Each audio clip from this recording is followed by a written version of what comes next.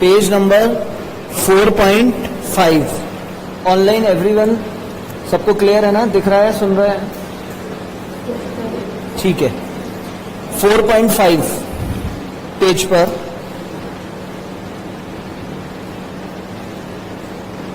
Government की policies कौन कौन सी हैं उनके बारे में बता रहे हैं। एक होती है फिस्कल पॉलिसी, एक होती है मॉनेटरी पॉलिसी, और ये होती है सेक्टोरल पॉलिसीज।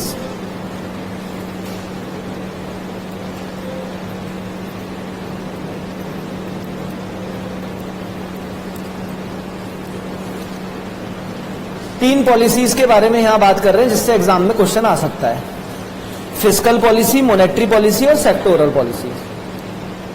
फिस्कल पॉलिसीज क्या होती हैं? जो गवर्नमेंट के रेवेन्यू एंड एक्सपेंडिचर के बारे में बात करती हैं। फिस्कल पॉलिसी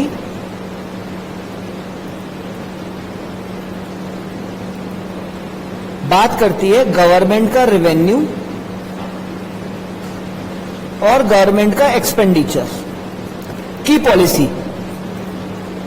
टैक्स रेवेन्यू भी हो सकते हैं और नॉन टैक्स भी हो सकते हैं, और एक्सपेंडिचर गवर्नमेंट कहां से पैसा लेगी इसकी पॉलिसीज। इनकम टैक्स का रेट क्या कर दें, जीएसटी का रेट क्या कर दें, टैक्स की पॉलिसीज। रेवेन्यू गवर्नमेंट का आएगा। फाइन्स, कुछ faeces, non tax revenue. Government के अगर कोई पब्लिक एंटरप्राइजेस चल रहे हैं तो उनकी पॉलिसीज। फिर गवर्नमेंट कहां एक्सपेंडिचर करेगी इस रेवेन्यू का। गवर्नमेंट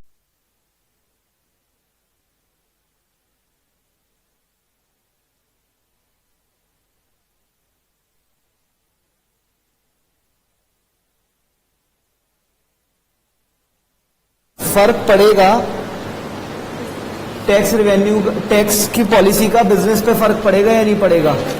पड़ेगा। टैक्स पॉलिसीज का बिजनेस पे डेफिनेटली फर्क पड़ेगा। अगर आज टैक्सेस ज्यादा हो जाएंगे तो बिजनेस का ग्रोथ रुक जाएगा, प्रोडक्शन पे फर्क पड़ेगा, हमारे प्रॉफिटेबिलिटी कम हो जाएगी।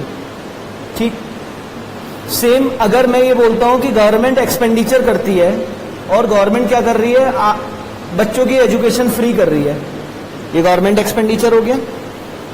इस एक्सपेंडिचर को करने से लोगों के पास सेविंग्स होंगी या नहीं?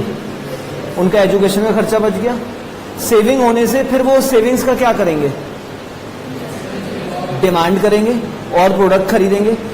इससे डिमांड साइड इफेक्टेड होगी, और डिमांड साइड इफेक्ट होने से बिजनेस पे ग्रोथ आएगी या नहीं आएगी? आप लोग चीजों की डिमांड करेंगे तो उससे एज ए बिजनेसमैन मुझे फायदा होगा या नहीं होगा? दूसरा, गवर्नमेंट अगर टैक्सेस वगैरह ज्यादा लगा देती है तो इससे मेरा प्रोडक्शन इफेक्ट होगा, मेरी सप्लाई साइड इफेक्ट होगी। तो कुल मिला के fiscal policy demand as well as supply दोनों साइड्स को इफेक्ट करती है।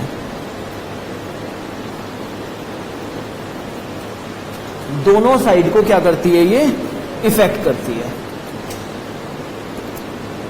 ये क्वेश्चन आता है कि फिस्कल पॉलिसी डिमांड साइड को इफेक्ट करती है, सप्लाई साइड को, या दोनों साइड को, राइट?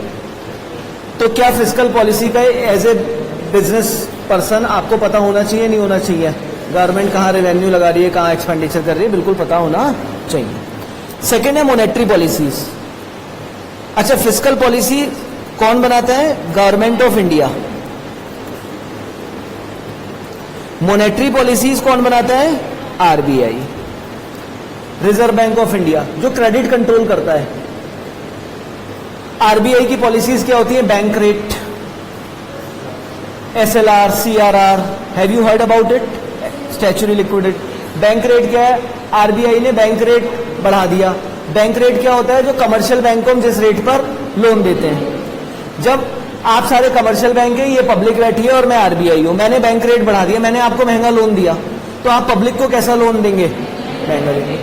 तो इससे क्या होगा कि आप लोग बोरो नहीं करोगे तो आप बिजनेस में इन्वेस्ट नहीं कर पाओगे और कुल मिला के बिजनेस की ग्रोथ नहीं हो पाएगी।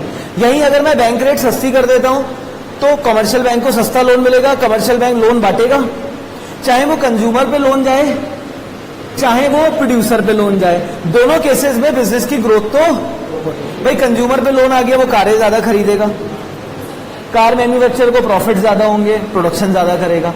हो सकता है कार मैन्युफैक्चरर सस्ता लोन ले ले तो वो वैसे प्रोडक्शन कर दे। कुल मिला के दोनों डिमांड साइड और सप्लाई साइड इफेक्ट्स होंगे।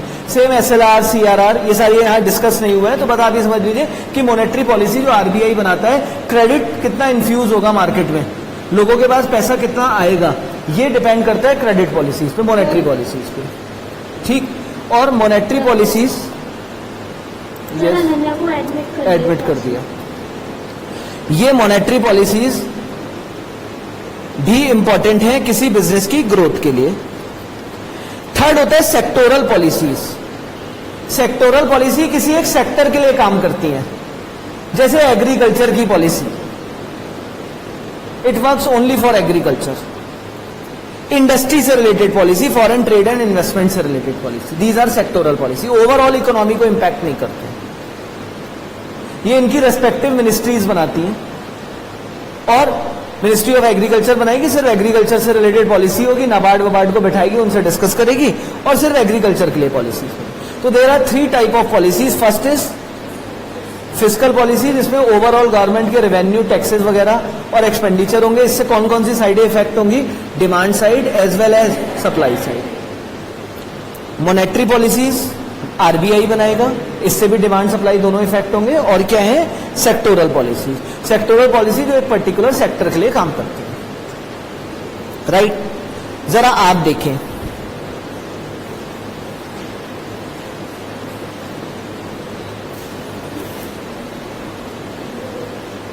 अगर हम यहां देखें, ये सब इन्होंने इसी बारे में बात करी हुई है, कोई खास सेक्टरल पॉलिसी के लिए वो कह रहे हैं pertain to specific sector of the economy. ये एक स्पेसिफिक उसके लिए करते हैं। फिस्कल पॉलिसी का इंपैक्ट तो हमेशा किस पर आता है? बिजनेस पे आता है, मैं अंडरलाइन कर रहा हूं। कोविड-19 में इकोनॉमिक्स डाउन हो गई तो गवर्नमेंट ने फिस्कल पॉलिसी बनाई, मतलब रेवेन्यू की या एक्सपेंडिचर की। 20 लाख करोड़ का पैकेज अनाउंस हुआ था, हद तक किसके क्या आया वो अलग बात है। 20 लाख करोड़ का पैकेज अनाउंस हुआ था कोविड-19 में। वो क्या था? गवर्नमेंट ने अनाउंस किया होगा, आरबीआई ने एक्सपेंडिचर कर रही थी। गवर्नमेंट कह रही थी कि हम एक्सपेंडिचर कर रहे हैं, इसमें हम इंडस्ट्रीज को भी सपोर्ट करेंगे, इंडस्ट्री इतना इतना पैकेज ले सकती है, इनके इतने इतने टैक्सेस माफ हो जाएंगे, प्लस रिवाइवल ऑफ इंडस्ट्री के लिए हम इतने साल तक इनसे कोई टैक्सेस सब्सिडीज देंगे। ऐसे 20 लाख करोड़ का एक पैकेज डिफाइन किया गया। बताइए कौन सी पॉलिसी थी गवर्नमेंट की? एक्सपेंडिचर इन्वॉल्व थे गवर्नमेंट की। कौन सी पॉलिसी थी? फिस्कल। तो कोविड-19 जैसे क्राइसिस में इस पॉलिसी ने बिजनेस को सपोर्ट किया या नहीं किया? किया। तो कोविड-19 में भी इकोनॉमिक डाउन में इंडियन इकोनॉमी भी कोई एक्सेप्शन नहीं थी। गवर्नमेंट ने एक fiscal stimulates package revival of economy के लिए अनाउंस किया। ठीक है, और ये कौन कौन सी साइड को इफेक्ट करता है? डिमांड साइड और सप्लाई साइड, और बोथ यहां से क्वेश्चन आएगा। मैंने आपको बता दिया, मैं टैक्सेस ज्यादा लूंगा, इससे प्रोड्यूसर इफेक्ट हो जाएगा, प्लस कंज्यूमर इफेक्ट हो जाएगा, उस पर बचेगा नहीं। मैं एक्सपेंडिचर ज्यादा करूंगा, प्रोड्यूसर को भी फायदा हो सकता है, सब्सिडीज मिल सकती हैं, कंज्यूमर को भी फायदा हो सकता है, उसकी सेविंग्स हो सकती है, उसके कई सारे एक्सपेंडिचर, एजुकेशन, हेल्थ गवर्नमेंट कर देगी। तो दोनों लोगों को फायदा होगा, डिमांड भी बढ़ेगी, सप्लाई भी बढ़ेगी, और ये डिमांड साइड और सप्लाई साइड दोनों को इफेक्ट करती है। इसके बाद मैक्रो इकोनॉमिक्स में मैक्रो पॉलिसीज जो हैं, इनमें ये 5 फैक्टर्स हैं, इस पे क्वेश्चन बहुत आता है, जो हमारी पॉलिसीज से रिलेटेड है। गिट्टी एक्सचेंज, 5 मैक्रो, ये क्वेश्चन आता है इनमें से कौन सा मैक्रो पॉलिसी इंडिकेटर है, यानी ये इंडिकेटर्स हैं कि गवर्नमेंट की पॉलिसीज कैसी चल रही हैं, उसका इंडिकेशन मिलता है इन 5 फैक्टर से। और इनको हम शॉर्टकट में बोल सकते हैं गिट्टी exchange. G for GDP, I for inflation, T for tax rate, next I for interest rate, और ये एक्सचेंज रेट है। याद रहेंगे 5 फैक्टर। जीडीपी, अगर किसी भी कंट्री का जीडीपी समझते हैं, gross domestic production, overall production of the country, with in country कितना प्रोडक्शन हो रहा है, हमारे देश में कितने लोग, कितना प्रोडक्शन हो रहा है, चाहे वो विदेशी कंपनियां कर रही हैं चाहे वो इंडियन लोग कर रहे हैं, कुल मिला के ओवरऑल हमारे देश में प्रोडक्शन कितना हो रहा है, दैट इज जीडीपी। अगर प्रोडक्शन बहुत अच्छा हो रहा है तो बिजनेस का ग्रोथ कैसा लगता है आपको? अच्छा हो रहा होगा, नहीं हो? यानी पॉलिसीज किसके फेवर में चल रही हैं? बिजनेस पॉलिसीज, मतलब गवर्नमेंट पॉलिसीज किसके फेवर में है? बिजनेस के फेवर में। ठीक। इन्फ्लेशन, इन्फ्लेशन क्या है? महंगाई। इन्फ्लेशन कब होता है? जब डिमांड एक्सेस हो, लोगों पे पैसा एक्सेस हो, that is called inflation. Inflation अच्छी चीज है खराब चीज है?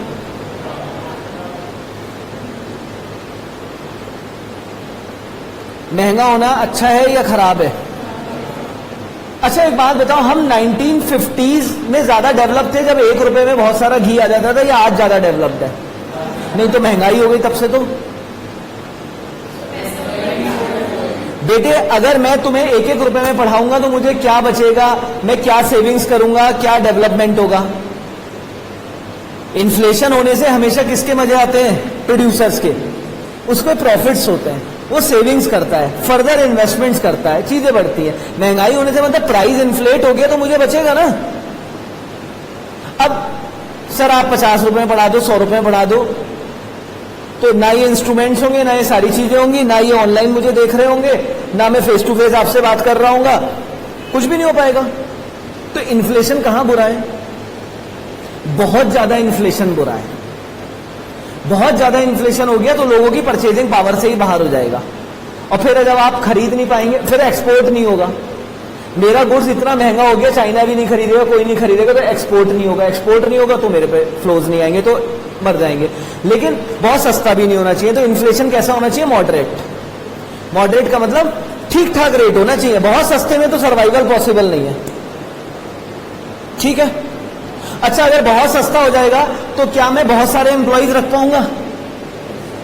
भाई मुझे 1-1 लाख रुपए आप लोग फीस दे रहे हैं तो मैं 1-2 एक्स्ट्रा भी रख लूंगा। अरे भाई तू भी देखता रहे, करता रहे, कुछ ना कुछ करता रहे, तो उसे एम्प्लॉयमेंट मिलेगा, पैसे का फ्लो होगा। अब आप इतना कम पैसा दे रहे हैं, मैं ही खुद ही सारे काम करने में बैठ गया हूं, अभी लाइट का प्रॉब्लम हो मैं ही सही करने बैठ गया हूं, कहां से रखूं लोग? आप खुश हो रहे हैं, बोले सर डिफ्लेशन सब सस्ता चल रहा है, ना तुम्हें क्वालिटी मिलेगी ना मुझे कुछ मिलेगा, लेकिन बहुत महंगा भी नहीं होना चाहिए। तो इंडिकेटर, अगर बहुत महंगाई है तो आप समझो आपकी इकोनॉमी एक्सपोर्ट नहीं कर पाएगी, फिर आप धीरे धीरे घुस जाएंगे। अगर बहुत सस्तापन है तो आप महागरीब हो, आपके अनएम्प्लॉयमेंट बहुत ज्यादा होगा। तो अच्छा देश की निशानी है और अच्छी पॉलिसीज की निशानी है कि कैसा इन्फ्लेशन होना चाहिए? मॉडरेट। टैक्स रेट्स कैसे होने चाहिए?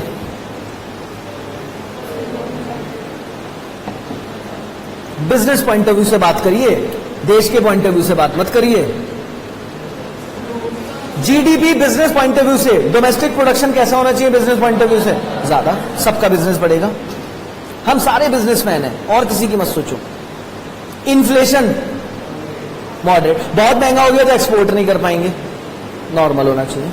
टैक्स रेट्स मिनिमम होने चाहिए, मिनिमम होने चाहिए। बीसीके के अंदर हो ना आप, जिस कमरे में हो ये बिजनेस की दीवारों से घिरा पड़ा है, आप उस हिसाब से सोचो, ये मिनिमम होना चाहिए। इंटरेस्ट रेट्स, इंटरेस्ट रेट ज्यादा का मतलब बेटा आप बिजनेसमैन है, ब्याजिया नहीं है, साहूकारे नहीं है। इंटरेस्ट रेट का मतलब आपको लोन लेना होगा, आप लोन बांटने का काम थोड़ी ना कर रहे हैं। अच्छा मैं ये हूं, हाँ मैं बार बार कह रहा हूं आप बिजनेसमैन है, कह रही इंटरेस्ट रेट ज्यादा होना चाहिए, पैसे कहीं और लगा दूंगी बिजनेस से हटा के, तो बिजनेस तो पटी हो जाएगा। इंटरेस्ट रेट कैसा होना चाहिए? कम, जिससे आप बोरोइंग कर लें और बिजनेस ग्रो कर। यानी अगर किसी देश में मैं ये पाता हूं जीडीपी बहुत ज्यादा है, इन्फ्लेशन मॉडरेट है, इंटरेस्ट रेट कम है, टैक्स रेट्स कम है, तो समझो वहां बिजनेसमैन बढ़िया कर रहे हो। ठीक है। एक्सचेंज रेट्स मॉडरेट होने चाहिए। अगर बहुत महंगा हो जाएगा तो इंपोर्ट महंगा हो जाएगा, एक्सपोर्ट भी महंगा हो जाएगा। ठीक है। अगर सस्ता हो जाएगा तो इंपोर्ट महंगा, जैसे मान लीजिए $1 इक्वल्स टू 40 रुपए है, $1 इक्वल्स टू 40 रुपए, और $1 इक्वल्स टू 80 रुपए, राइट। जिस केस में $1 इक्वल्स टू 40 रुपीज होगा, इस केस में हमें क्या करना पड़ेगा, जरा यहां सोचिए। यहां के केस में एक्सपोर्ट मेरा बहुत ज्यादा होगा, लोग डिमांड बहुत करेंगे, लोग यहां पर डिमांड क्या करेंगे, बहुत ज्यादा, सॉरी, यहां एक्सपोर्ट मेरा लेस होगा, लोग कम डिमांड करेंगे। क्यों? क्योंकि 40 रुपए के सामान के लिए, 80 रुपए के सामान के लिए उन्हें कितने देने पड़ेंगे, $2। तो यूएस वाला कहेगा यार $2 में मंगा रहा हूं ये माल। यही अगर $1 इक्वल्स टू 80 रुपए हो गया, तो 80 रुपए के सामान के लिए अब उसे कितने पैसे देने पड़ेंगे, $1। तो यूएस की नजर में देखो, वो कहेगा यार $2 पिछले साल तक था, इस साल यही माल कितने में आ रहा है, $1 में। डिमांड क्या करेगा वो, बहुत ज्यादा। आप समझ रहे मेरी बात? पिछले साल $1 इक्वल्स टू 40 रुपए था, 80 रुपए के माल के लिए यूएस वाला कितने डॉलर देता था, यूएसए वाले की नजर से देखो तुम, यानी $2 में माल खरीद रहे थे। अब इस साल $1 इक्वल्स टू 80 रुपए हो गया, $1 में माल खरीदने लगे, राइट। तो ये हमारे लिए बेटर साइन है, हमारा एक्सपोर्ट क्या होने लगेगा, इसमें बढ़ने लगेगा, हमारा एक्सपोर्ट बढ़ने लगेगा, राइट। अब आप यहां समझिए, एक्सपोर्टर को भी मजा आ जाएगा। लेकिन अगर हमारे एक्सचेंज रेट्स एबनॉर्मली बहुत हाई हो जाएंगे, 90 रुपए, 100 रुपए, 150 रुपए, 200 रुपए, तो उस केसेस में इंपोर्ट पे क्या फर्क पड़ेगा, इंपोर्ट करना कम हो जाएगा। $1 का माल इंपोर्ट करने के लिए पहले 40 रुपए दे रहा था, अब कितने दे रहा हूं, 80 रुपए, और 120 रुपए हो गया। तो भाई वही माल 120 रुपए देके इंपोर्ट कर रहा हूं, मैं ना कर रहा इंपोर्ट, इंडिया के लोगों से लूंगा, यहां टेक्नोलॉजी अच्छी है नहीं, मशीनें लगा नहीं पाऊंगा, बिजनेस घुस जाएगा। तो पहले बताओ, एक्सचेंज रेट सबसे कम हो, सबसे ज्यादा हो, या मॉडरेट हो? बहुत ज्यादा होगा तो इंपोर्ट नहीं कर पाऊंगा, भारत में टेक्नोलॉजी है नहीं, कुछ हो नहीं पाएगा। बहुत कम हो जाएगा तो लोग डिमांड नहीं करेंगे, मॉडरेट। अब ये क्वेश्चन आता है कुछ ऐसे, आपको बताना है जीडीपी बढ़ रहा है, निशानी कैसी है ये, अच्छी, इन्फ्लेशन मॉडरेट है, टैक्स लोअर है, इंटरेस्ट लोअर है, एक्सचेंज रेट मॉडरेट है, तुम लोग हेवन में हो, बिजनेस के हेवन में हो। ये क्वेश्चन आएगा, ये क्वेश्चन आएगा। ये सब अगर खुद पढ़ते तो कुछ समझ में नहीं आता, इसलिए मैंने ये बातें सब समझा दी हैं। Now policy formulation and impact transmission process. Policy बनती कैसे है और उसका इंपैक्ट कैसे नोट होता है। तो पॉलिसी बनने से पहले हमें देखना होता है पॉलिसी क्यों बनाए, कंटेक्स्ट क्या है। सर जरूरत तो है, बातें रखी, तो context, why policy is needed. कोई भी पॉलिसी, देखो दो पार्टें हैं, पॉलिसी फॉर्मेशन एंड पॉलिसी बनेगी कैसे, और फिर उसका इंपैक्ट ट्रांसमिट कैसे होगा। तो पॉलिसी बनने से पहले देखना पड़ता है पॉलिसी की जरूरत क्यों है। ऑनलाइन क्लियर है? ठीक है, तो पॉलिसी की जरूरत क्यों है, तो पॉलिसी कंटेक्स्ट। सर जरूरत है, ठीक है, तो कंटेंट बनाओ, कंटेंट बनाओ, क्या होगी पॉलिसी। सर कंटेंट बन गया, पॉलिसी बन गई। अब पॉलिसी को इंप्लीमेंट करना है, तो क्या मंत्री जी खुद आके इंप्लीमेंट करेंगे, कोई इंस्टीट्यूशन होता है जैसे आरबीआई, सेबी, ये सारे लोग इंस्टीट्यूशंस, ये इंप्लीमेंटेशन बॉडीज होते हैं, और ये किसी इंस्ट्रूमेंट के थ्रू अपनी पॉलिसी लगाते हैं। जैसे क्रेडिट कंट्रोल करना है, bank rate, open market operation, SLR, CRR, these are the instruments, FDs, ठीक है, ये सारे इंस्ट्रूमेंट है। और फिर हम देखते हैं मार्केट पर क्या इंपैक्ट पड़ा और मार्केट में पार्टिसिपेंट्स कितने हैं, इस पॉलिसी का कितने लोगों को प्रभावित कर रही है। तो ये ट्रांसमिशन के हैं और ये बनाने के हैं। तो अगर कोई पूछता है कि पॉलिसी फॉर्मुलेशन में क्या चाहिए, कंटेक्स्ट, कंटेंट, उसके ट्रांसमिशन में क्या चाहिए? Institutions, instrument, market participants. 4 तरीके की पॉलिसीज होती हैं, प्रोटेक्टिव, रिस्ट्रिक्टिव, रेगुलेटरी और फैसिलिटेटिव। प्रोटेक्टिव पॉलिसीज कौन सी होती हैं? बिजनेस को प्रोटेक्ट करने के लिए जो पॉलिसीज बनाई जाए। जैसे एक पॉलिसी है, इंपोर्ट की ड्यूटीज बढ़ा दो, तो इस पॉलिसी का बेसिक उद्देश्य क्या है कि डोमेस्टिक इंडस्ट्री ही रहे, विदेश से माल इंपोर्ट ना हो। तो ये कैसी पॉलिसीज है? हम इसमें क्या चाहते हैं? इस पॉलिसी में अपने लोगों को प्रोटेक्ट करना चाहते हैं। तो these are protective policy. Protective policies क्या होती है? Which are formulated to protect the business, you can write it, which are formulated to protect the business. देखो, प्रोवाइड प्रोटेक्शन टू बिजनेसेस, जिससे बिजनेस लंबे समय तक जाए। जैसे मिड 50s में क्या था? एंट्रीज नहीं थी मल्टीनेशनल कॉर्पोरेशंस की इंडिया में, विदेशी कंपनियां नहीं आ सकती थी। मैंने आपको बताया भी था, क्योंकि हम उस समय तक वो कंपटीशन झेलने की पोजीशन में नहीं थे। तो हमने अपने देश की इंडस्ट्रीज को क्या करा? प्रोटेक्ट। तो ये कैसी पॉलिसी है गवर्नमेंट की? तो you will say government has introduced the protective policies. Restrictive policy, कर तो सकते हो तुम ये काम, बट ये कंडीशन है, इन्हें माननी पड़ेगी। यानी allowed but subject to some restriction. मतलब सर समझ नहीं आया, लॉ की लैंग्वेज भी घुसा दिया आपने। सब्जेक्ट टू, सब्जेक्ट टू का मतलब होता है ध्यान रखते हुए। सर मुझे ये काम करना है, करो करो, बट इनसे मिलके जाना, या ये चार्ट है इसको देख के जाना। सर क्या लिखा है चार्ट में? देख के जाना, पर कर लेना। चार्ट में लिखा था क्वालिटी कंट्रोल होना चाहिए, जीएसटी सर्टिफिकेट लेना पड़ेगा, आईएसओ होना चाहिए, हर साल ऑडिट कराना पड़ेगा, मोनोपोली नहीं करनी है, कंपटीशन बढ़िया करना है? हाँ, कर तो सकते हो, बट रिस्ट्रिक्शन है। प्रोहिबिट कुछ नहीं है, मना नहीं कर रहा हूं, बट स्टैंडर्ड तो रखो यार। प्रोटेक्टिव पॉलिसी, तुम्हारे धंधे को मैं सुरक्षित कर रहा हूं इन पॉलिसी से। ओके सर, ये प्रोटेक्टिव है, ठीक है सर, मैं धंधा करूंगा। बेटे कुछ रिस्ट्रिक्टिव पॉलिसीज भी हैं, धंधा करोगे बट कुछ कंडीशन ध्यान रखना। जैसे एक एक्ट था, MRTP act, monopolistic and restrictive trade practice act, which is now called CCI, competition act हो गया है, ठीक है। उसका कंपटीशन कमीशन ऑफ इंडिया बैठता है। तो क्या हो गया, पहले क्या होता था एमआरटीपी एक्ट में कि कोई भी जना मोनोपोली नहीं क्रिएट कर सकता था, मोनोपोली नहीं होती थी। आप मोनोपोली करेंगे तो फिर आप स्टैंडर्ड लूज कर देंगे, कंपटीशन होना जरूरी है। उसमें ही कुछ था कि रिस्ट्रिक्टिव ट्रेड प्रैक्टिस थी, जैसे कुछ मिसलीडिंग नहीं करेंगे आप। मिसलीडिंग का मतलब, जैसे मेरी भी दुकान है, आपकी भी दुकान है, आमने सामने, मैंने अपने यहां लिख दिया 90% डिस्काउंट,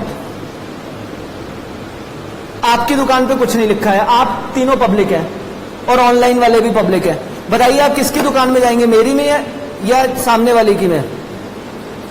मेरी दुकान पे लिखा 90% डिस्काउंट, इनके में कुछ नहीं लिखा है, आप पब्लिक है, कहां जाएंगे? मेरी दुकान में आ गए। दुकान में आने के बाद आपने माल देखा, पसंद आया, एमआरपी देखा आपने 10,000, आपके मन में क्या ख्याल आ रहा है? कितना पैसा देंगे? 1,000। आप पहुंचे, मैंने कहा लाइए 10,000।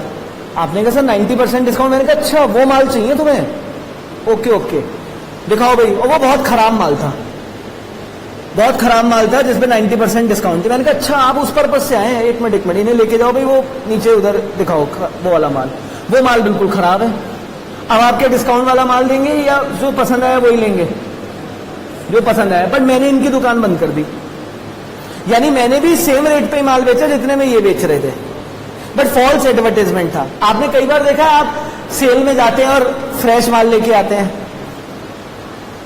ये पॉलिसी एक्चुअली में रिस्ट्रिक्टिव है, बट हो रहा है, चल रहा है, वरना कंपटीशन कमीशन इन्हें खत्म कर सकता है।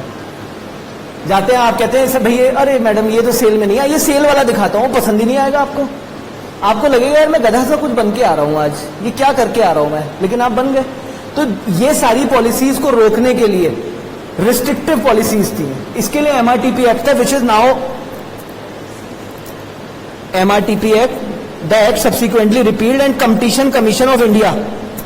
अब इसको देखता है सीसीआई, ये क्वेश्चन आ जाएगा सीसीआई की फुल फॉर्म क्या, कंपटीशन कमीशन ऑफ इंडिया, इसने किसको रिपील्ड किया था, एमआरटीपी एक्ट को, और ये किन पॉलिसीज के लिए बात कर रहा है, रिस्ट्रिक्टिव, कि बेटे ये फॉलो करना पड़ेगा, ऐसे सेल मत लगाना, ऐसे गलत एडवर्टाइजमेंट मत देना, ये मत करना, वो मत करना, काम खूब करो,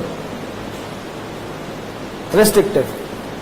रेगुलेटरी पॉलिसीज, जो कोई रेगुलेटरी बॉडी लगाए, रेगुलेटरी बॉडी के सेबी, उसने अपनी पॉलिसीज बना दी, भाई एक्सचेंजेस में ये चलेगा, आरबीआई ने पॉलिसी बना दी बैंक ऐसे चलेंगे। तो रेगुलेटरी पॉलिसीज जो कौन बनाता है, वो मिनिस्ट्री बनाते, द इंस्टीट्यूशनल सेटअप, ये मिनिस्ट्री और रेलवे बनाएगा, अथॉरिटीज और मिनिस्ट्री बनाएगी, डीजीएफटी बनाएंगी, और ये सब आरबीआई रेगुलेट करेगा, यही सारे अपने, यही एक पर्टिकुलर बॉडी इनको बनाएगी या पर्टिकुलर मिनिस्ट्री बनाएगी और वो अपनी बॉडीज के थ्रू रेगुलेट कराएगी। और फैसिलिटेटिव और डेवलपमेंट पॉलिसीज, जैसे एमएसएमई के लिए एक पैकेज आया कि आप जो micro small and medium enterprises हैं वो अपना रजिस्ट्रेशन कराएं और 5 साल तक हम उनसे कोई टैक्स नहीं लेंगे, लोन सस्ता मिलेगा। कौन सी पॉलिसी लग रही है ये? प्रोटेक्टिव पॉलिसी है, रेगुलेटरी पॉलिसी है, या फैसिलिटेटिंग है, डेवलपमेंट करना चाह रहे हैं? रेगुलेटरी पॉलिसीज तो क्या होती है, जो नियम बना देती हैं कि सब कुछ इसमें चले, डिसिप्लिन में चले। प्रमोट करने के लिए जो पॉलिसीज आती हैं वो हमेशा क्या होती हैं, development policy, right. Restrictive policy आती है पब्लिक को सिक्योर करने के लिए कि आप कोई गलत काम ना करें। प्रोटेक्टिव पॉलिसी बिजनेस को सिक्योर करेगी, रिस्ट्रिक्टिव पॉलिसी पब्लिक को सिक्योर करेगी, रेगुलेटरी पॉलिसी डिसिप्लिन मेंटेन करेगी, फैसिलिटेटिव पॉलिसी बिजनेस को प्रमोट कर। लिख लो, protective policies business protection, for business protection, restrictive policy for public protection, public safety लिखिएगा। रेगुलेटरी पॉलिसीज फॉर डिसिप्लिन्स, यानी लॉ वगैरह बना देंगे। Facilitative policy for business growth, लिखा नहीं है ये कहीं, क्वेश्चन आएगा तो मेरे इस लेक्चर से समझ जाइएगा। आइए जरा, ओ माय गॉड, ये तो कोई चैप्टर ही खत्म हो गया। देखिए अब जरा, फिस्कल पॉलिसी सब करा देना सारे, एक्सपेंडिचर रेवेन्यू है दोनों, और मनी और क्रेडिट मॉनेटरी था। Find the odd one out, जो ऑड है उसे हटाओ। Agriculture policy, industrial policy, foreign trade policy और मॉनेटरी पॉलिसी, क्योंकि पहली वाली 3 सेक्टोरल है। बहुत ही बढ़िया यार, होशियार हो। फिर ये तो मैंने मिक्स विक्स करा दिया था। हाँ, मैक्रो इकोनॉमिक मैनेजमेंट में कौन सी पॉलिसीज चलती हैं? ए एंड सी, फिजिकल और मॉनेटरी। फिजिकल से क्या मतलब भाई?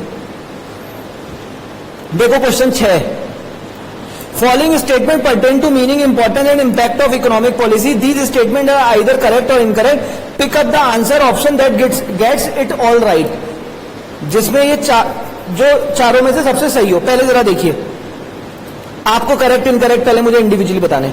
मैक्रो इकोनॉमिक पॉलिसी केवल डिमांड साइड के बारे में बात करती है, करेक्ट है ये?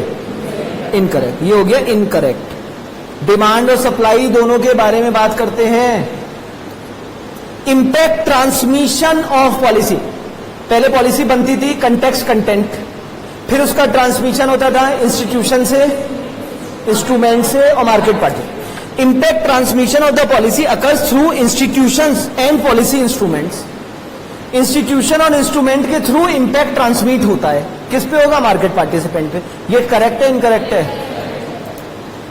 अगर मैं आज का लेक्चर ना लेता तो समझ ना पाते ये, तुम लॉजिकली तो अब क्लियर हो गया ना। इम्पैक्ट कैसे होगा पॉलिसी का, कौन ट्रांसमिट करेगा, पब्लिक तक पहुंचाएगा कौन? Institution through instrument. Policy formulation does not involve discussion with stakeholder, जिन लोगों का इंटरेस्ट है उनके बारे, उनसे पॉलिसी वाले उनको इन्वॉल्व ही नहीं करते। Correct incorrect? इनकरेक्ट। भाई ऐसे थोड़ी ना बंद कमरे में 4 लोगों ने बना ली, सबके सजेशंस लिए जाते हैं, फीडबैक लिए जाते हैं, पब्लिक में जाता है, पब्लिक का वो लिया जाता है कि आपको कोई आपत्ति तो नहीं है, 2 महीने में आपत्ति दीजिए, सब कुछ होता है। ये थोड़ी ना बंद कमरे में 4 लोग मिले बन जाएगी पॉलिसी।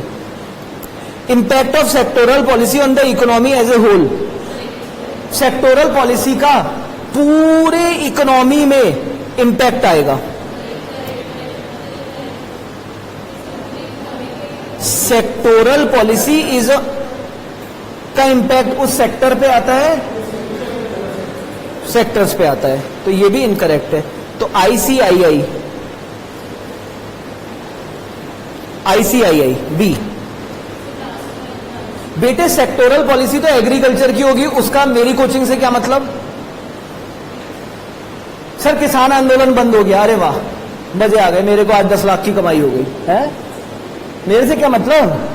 सेक्टोरल पॉलिसी होगी, उसका मेरे से क्या लेना देना?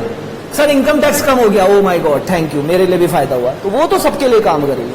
सेक्टोरल पॉलिसी तो समझ गए ना, आ रहा है ना समझ में?